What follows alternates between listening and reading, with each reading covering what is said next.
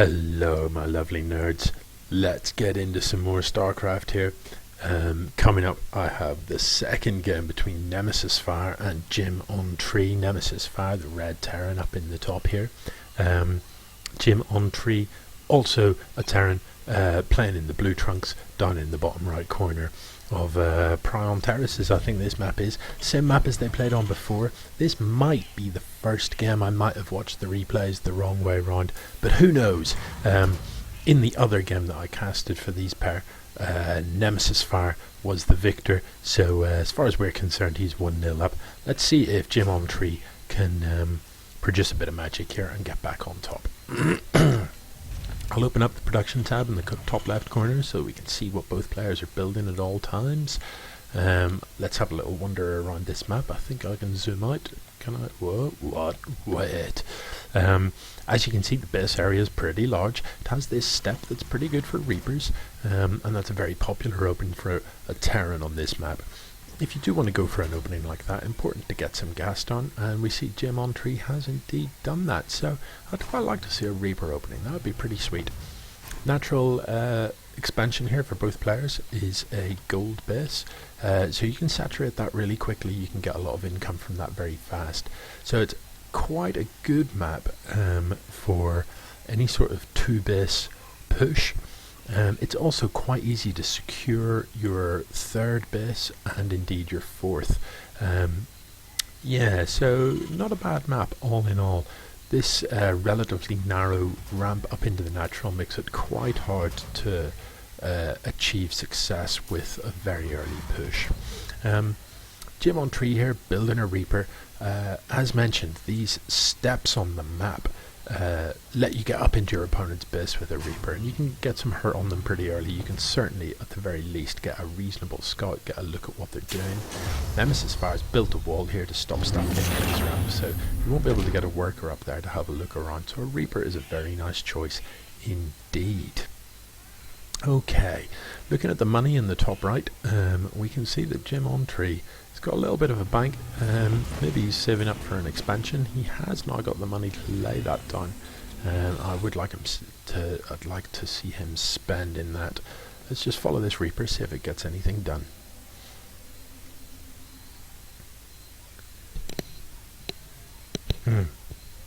Sorry, I am sipping a cup of tea as I cast this, so you know, if it goes quiet or you hear slurpy noises, that'll be me. Right, in you get, Reaper boy, up you pop. In past the front door, yeah, those little leaps up are great. The Reaper can throw down these little explosive charges. Tapping D throws those down, and they can be quite useful. Very good for disrupting a mineral line. You chuck them in the mineral line and they pop units up into the air. Got a kill, delayed the building of this barracks temporarily. Nice that the Reaper's still alive. You can park him here or somewhere like that, up in there. Keep him for later, send him back in, do another little scout in a bit. Possibly would have liked to see him pop round the back of the mineral line here, start to annoy these workers, give NemesisFire some work to do, trying to keep them out of trouble.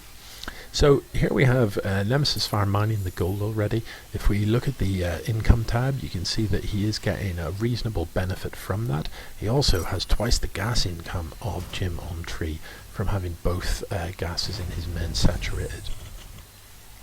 Production wise, JimOntree with 2 racks already built, third one building, this reactor going down, and he has a tech lab on this one, so it looks like we're going to see a bio game come out of him. By bio, I'm talking about Marines, Marauders, as opposed to mech units that come out of the factory, such as tanks, Thors, and that sort of jazz. NemesisFire, meanwhile, researching combat shield, nice, has gone for this double engineering bay. That's going to allow him to research various upgrades. Doesn't quite have the gas to support them both at present though, but researching +1 weapons. Starport finished, so he can get medevacs out fairly soon, and medevacs are a great unit for a Terran. Allow you to get drops into your opponent's base, sneak some units in around the back, kill a few workers. Also just double the value of your Marines, because obviously they heal Marines from the air. So all good stuff. Siege tank parked, I guess just chilling out there. Maybe he's going to siege that up into a defensive position. If I click on that, hopefully we can see these dotted white sort of pointers. That shows you the range of the siege tank, where it is sieged up there. So they do have a mighty range, siege tanks, from there covering even half of this ramp. So a very useful unit defensively. It's worth noting that the range of a siege tank is longer than the vision of a siege tank. So even though the siege tank can shoot stuff that is here, it can't see stuff that is here. So if an enemy comes up to this point, that siege tank will not open fire on it unless there's another unit there to give the siege tank vision. So often what you see happening in StarCraft, you can do things like siege tank drops, where you load siege tanks into medevacs, you drop them down and you use the medevac, which is in the air and has quite a reasonable sort of sight range, to give vision to the siege tank so that it can shoot from further away. Up in the production tab, we can see that NemesisFire is doing a pretty good job of spending his money. A couple of upgrades going. Stim, a very important upgrade for Terran. The Stim button is T. When Stim has been researched, pressing T causes your Marines to basically run about, I think, 25% faster than normal, and they also shoot 25% faster, making them 25% more effective. Unfortunately, each time you hit T, the Marines take a hit of health. So it, as it says in the little description there, it injures the unit for 10 health. So if you're going to be using Stim, absolutely crucial that you get some medevacs up. And you can see here with this reactor on the starport, that allows him to build 2 air units at a time, so he can certainly pump out medevacs 2 at a time once he's got the reasonable gas income to do that. Yeah, I'm not sure about this. Don't like this at all. So has this one worker queued up all of these supply depots? But 1, 2, 3, 4, 5, 6, 7, that's 700 minerals that you could be spending elsewhere. If you need that much supply, just pull 3, 4 workers and have them build 4 at once. Don't be queuing up 700 minerals worth. You could be turning that into a second factory so that you can get siege tanks out twice as fast, a second starport, whatever. Queues, and I think I've mentioned that in another cast, I'm not a big fan of. Over here, JimOntree going for the medevacs, looking like building quite a big bioforce. There you can see we're looking at quite a number of Marines, 30 some, 40 Marines, a lot of Marines. So he's definitely going to need some medevacs. The upgrade wise, he does have Stim, no combat shield yet though, and that's a really important upgrade. Adds 10 life to a Marine, and since they only start with 45, that's quite a substantial difference. Has got this fully saturated in terms of mineral income, but hasn't bothered with the gases, probably just planning on sticking to Marines. Not too bad a choice. Marauders can be very useful too. You need a barracks with the tech lab attached to build Marauders. Marauders are great because they're tougher than Marines. They're very good at tanking damage. Get the Marauders up the front and they will take a piston and not die. Things like concussive shell quite useful as well because it slows down enemy units. So I'd like to see a few Marauders mixed in. I'd also really like to see a couple of engineering bays so that, oh look, Liberator attack. A couple of engineering bays so that he can get a few upgrades out. Let's see what this Liberator gets done. Oh my goodness, 6, 7 kills already. One-shotting workers. A little bit slow to pull the workers out of the way there, JimOntree. But he is going to clean this up. Walk around the liberation zone on the way up to that. Is this another one back here? It certainly is. He's everywhere! 10 kills over here. This is a bit painful. Quick peek at the units kill tab and look at that. 24 workers killed by NemesisFire with just these 2 units. That is a lot of value from just a couple of units. What's that done to the income tab? That's quite a profound effect. With that said, JimOntree not short of a few quid, so I don't really think that's going to affect the progress of the game desperately. What's in here? 2 siege tanks. Beautiful. A medevac can carry 2 siege tanks while they're not sieged up. While they're sieged up, it can only carry 1 at a time. finally cleans up that Liberator. Where's the other one? There he goes. Kill him! Kill him! Nope, just having a little fly around. Just having a look. Oh, run. Yep. So both the Liberators cleaned up, but a very successful outing for them, with a lot of units killed. Yeah. Yep, so siege tanks in medevacs, I'd love to see those medevacs busy. With a build like this, I'd really like to see JimOntree just throwing, he's got so many marines, chuck 8 of them in a medevac and just boost that medevac in around the back here, kill a few workers with it. So this command center, as you can see, has been turned into a planetary fortress. Planetary fortresses are great. Normally I would only bother to use a fortress if the expand is in a location that is quite isolated, if it's hard to get to.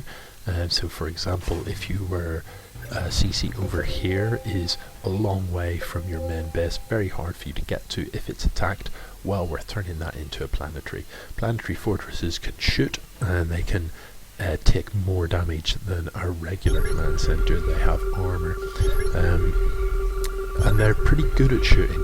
They pump out a fair amount of damage, so the cannon on the top there does 40 damage at a time, which is pretty substantial.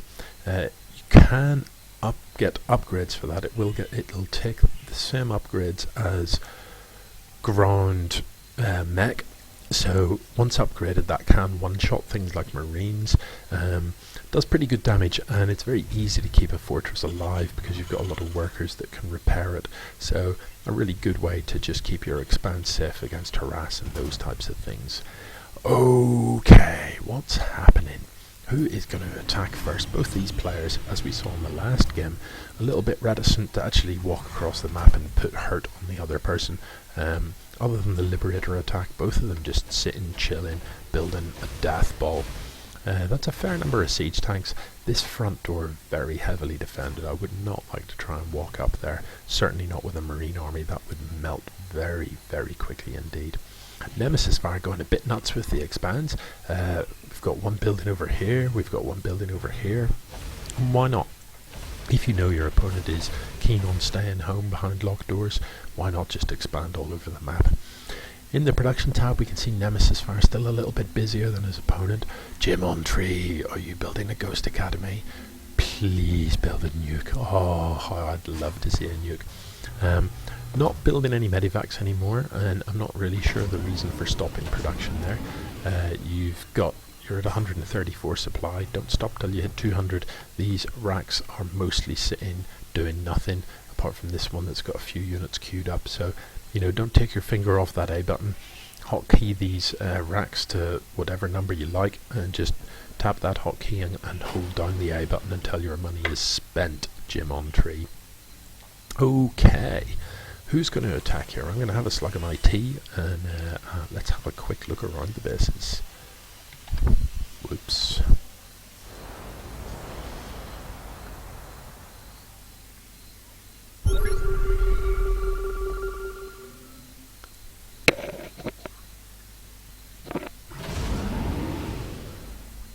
Do I hear a loading medevac? I think I do. Let's see what this little guy can get done. Not sure what NemesisFire has in mind for this, but it looks like it might be aiming to sneak in around the back here and kill a bit of stuff.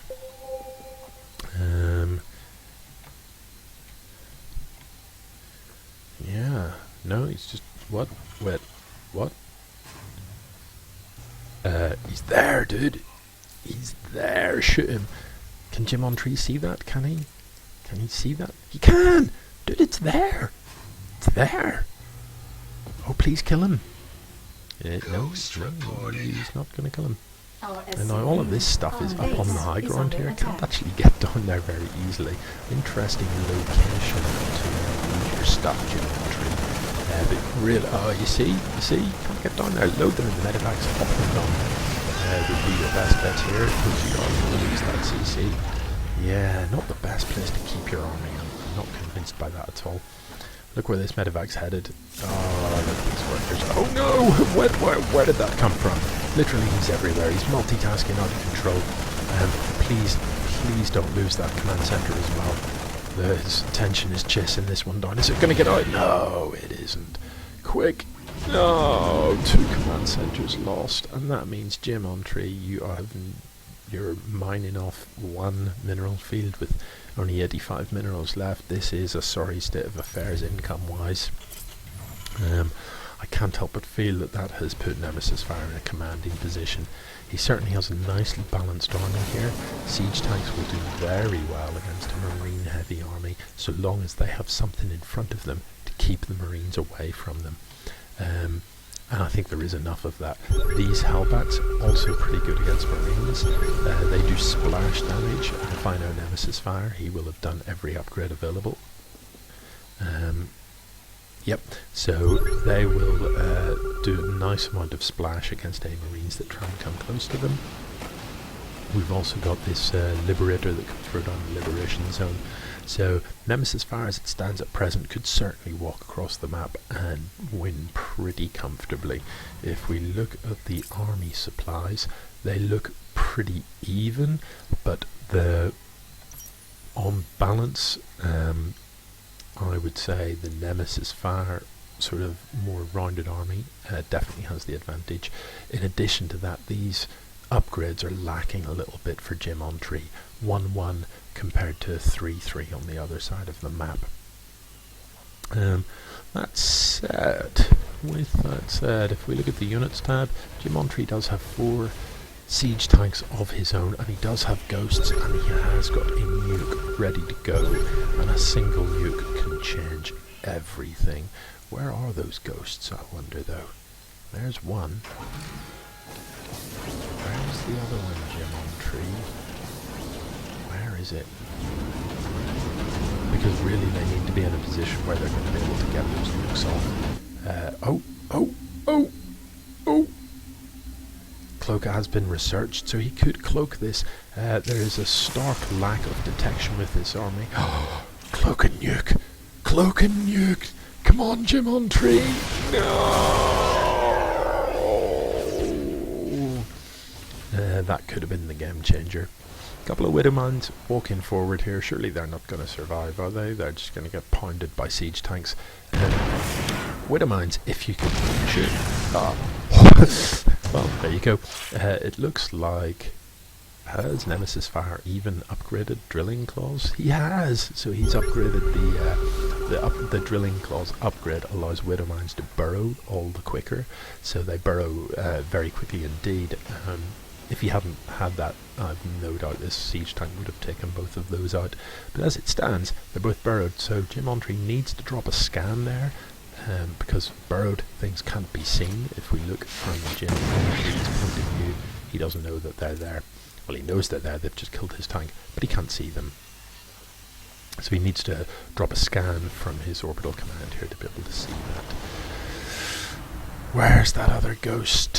Where is he? No, not inside your own base. JimOntree, you need to be on the map. All of these things inside your base can't get out. If NemesisFire attacks at this stage, all these units in your base cannot take part in the fight. You need to stim up these siege tanks so you can get to them. Oh, here we go. No! All these units hang out the back, can't do anything. The medevacs aren't even healing the units that are shooting. Oh, JimOntree, it's not good. Oh, medevac death. I'm afraid that was not the most... Oh no, Marines sprinting to their death. That was not the most well orchestrated engagements.